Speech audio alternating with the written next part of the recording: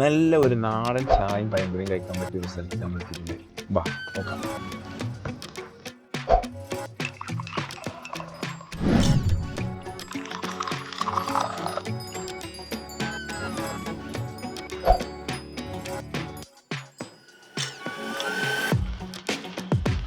നല്ല ടേസ്റ്റ് ഉണ്ട്. നല്ല ടേസ്റ്റ് ഉണ്ട്.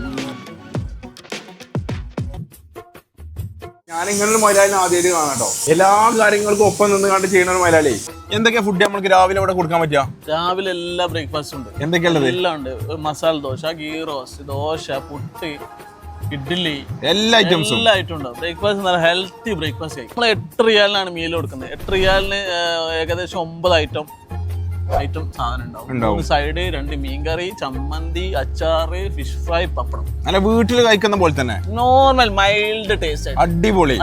ഡിന്നർ നമ്മള് ഓരോ ദിവസം ഡിഫറെന്റ് ചെമ്മീൻ ഡ്രൈ ഫ്രൈ ഉണ്ട്, പിന്നെ ക്രബ് ഡ്രൈ ഫ്രൈ ഉണ്ട്, ബീഫ് ഫ്രൈ ഉണ്ട്, ചിക്കൻ കൊണ്ടാട്ടം, chilli chicken, chicken Malabar, chicken വറുത്തരച്ചത്, beef stew, beef liver. Video മതിയാവില്ല, അത്രത്തോളം പറയാനുണ്ട്.